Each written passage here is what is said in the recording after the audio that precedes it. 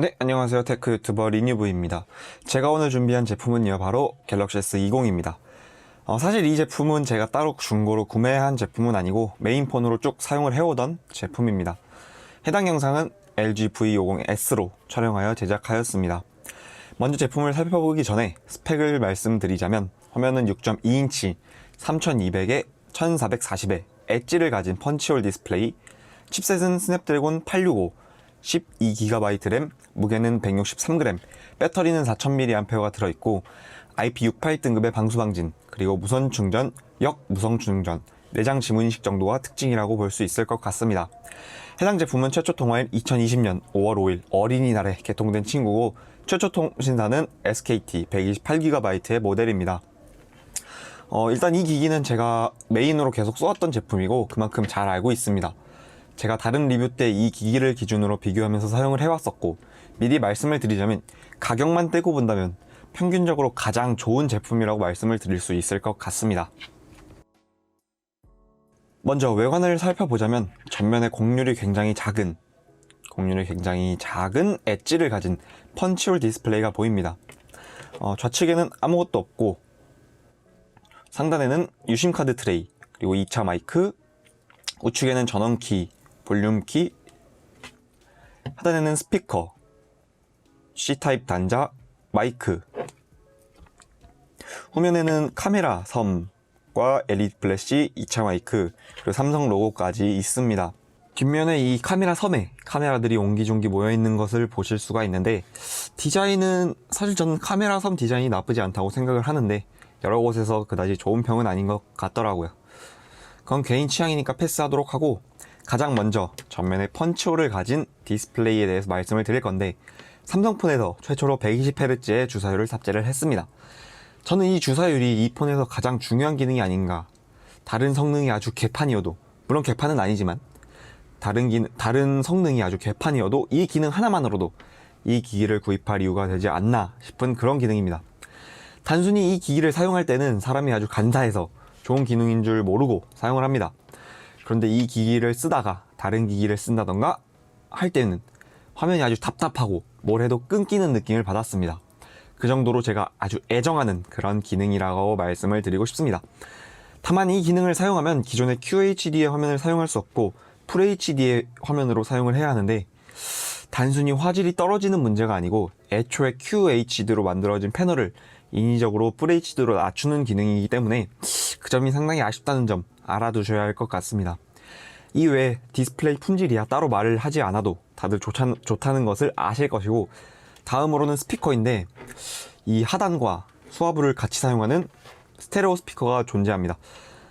이 제품이 처음 출시되었을 때는 전작인 S10이나 노트 10과 비교해서 굉장히 안 좋아진 스피커로 말이 많았었고 저도 처음 쓸 때는 단 하나의 오게티로 생각을 했었습니다. 그런데 업데이트를 몇 번 하고 나니까 어느 순간 굉장히 좋아진 스피커가 폰에 들어있었습니다. 확실히 전작보다는 뭔가 부족한 스피커지만 충분히 좋은 정도이고 위아래 밸런스도 잘 맞고 만족스러운 스피커입니다. 이 내장 지문인식, 이 화면 내장 지문인식도 처음에는 인식률도 인식률인데 잠금을 풀 때 렉이 많이 걸리는 모습을 보여줬었습니다. 근데 업데이트를 몇 번 하고 나니까 좋아진 모습을 볼 수 있어서 뭐 괜찮았다 라고 말씀드릴 수 있을 것 같습니다.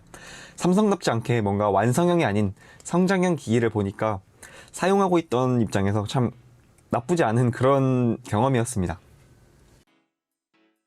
다음으로는 칩셋 성능을 볼 건데 현재 스냅드래곤 865 플러스가 가장 상위의 칩셋인데 그것과 비교를 해도 점수상으로 아주 적은 차이이기도 하고 애초에 이 기기가 나온 지 이제 반년이 조금 지난 제품이기 때문에 역시 최고의 성능을 내준다고 볼 수 있습니다. 무슨 작업을 하든 간에 아주 빠르게 돌아가고 로딩이나 다운로드 모두 아주 빠른 속도를 보여주었습니다. 벤치마크 상으로도 CPU 점수도 최상위의 점수를 보여주고 그래픽 점수 역시 최상위의 점수를 보여주었습니다. 점수상으로 보나 실제 사용으로나 보나 아주 만족스럽고 굉장히 좋은 성능을 내준다고 볼 수 있을 것 같습니다.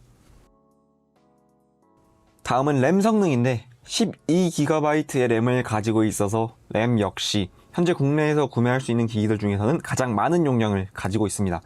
그만큼 전혀 부족함 없는 성능을 내주고 앱을 아무리 많이 켜놓고 최대한 무거운 작업을 해도 앱이 리프레시 된다거나 스로틀링이 걸리는 경우가 정말 없었습니다.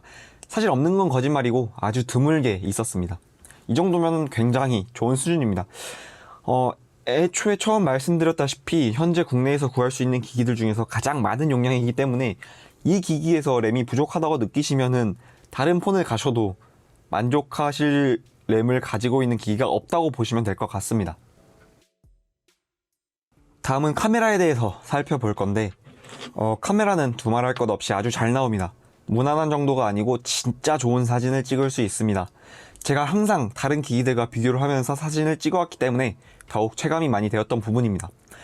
디테일이나 밝기를 아주 잘 살려주는 사진들을 뽑을 수 있었고, 일반적인 사진이야 다른 보급형도 요즘은 잘 나오는 부분인데, 야간 사진은 기대만큼의 사진은 아니었지만 충분히 괜찮은 사진이었고, 인물 모드가 굉장히 만족스럽게 나왔다고 알아두시면 좋을 것 같습니다. 마지막으로 배터리에 대해서 말씀을 드릴 건데, 배터리는 제가 이 기기를 다른 기기들을 사용할 때 이 기기를 기준으로 말씀을 드렸던 것이고, 그만큼 이 기기의 배터리는 좋다 나쁘다 보다는 이제 6시간 반 정도의 배터리 타임을 보여주었고, 제 기준으로는 딱 평균의 배터리 타임이라고 말씀을 드리고 싶습니다. 넷플릭스 드라마 기준으로 7편 정도 볼 수 있었고, 영화는 5편에서 6편 정도를 볼 수 있었네요. 추가적으로 기본 충전기를 사용하면 25W 충전을 사용할 수 있어서 굉장히 빠른 충전이 가능했습니다. 무선 충전도 충분히 괜찮은 정도의 속도로 충전이 되었다고 말씀을 드릴 수 있을 것 같습니다. 자, 이제 결론을 내어 드릴 건데, 이 제품은 가격을 떼고 보면 너무나도 완벽한, 어쩌면 이 가격을 감안해도 상당히 괜찮은 기기라고 생각을 합니다. 평균적으로는 60만원대, 잘하면 그 이하로도 거래가 가능한데, 앞서 말씀드렸다시피 120Hz의 주사율 하나만으로도 이 기기를 구매할 이유가 충분하고, 그것을 제외하더라도 모든 면에서 아주 만족스러운 정도가 아니고 차고 넘칠 정도의 기기입니다. 아마 이 기기에서 만족하지 못하신다면 그 어떤 다른 기기를 찾으셔도 아마 만족하는 기기를 찾기는 어려울 것입니다. 이번에 S20FE가 나오면서 추후에는 어떻게 될지 모르겠습니다. 하지만 지금 이 시점에서 중고를 찾으시고 최상의 물건을 찾으시면 그냥 이 기기를 구매하면 될 것 같습니다. 메인폰으로는 굉장히 좋은 제품이고, 세컨폰으로는 메인폰으로 노트 20 울트라 아니면 Z 폴드 2를 쓸 것이 아니라면 절대로 추천을 드리지 않습니다. 가격이 문제가 아니고 이걸 세컨폰으로 쓰시다 보면 아마 메인폰을 안 쓰게 될 것이라.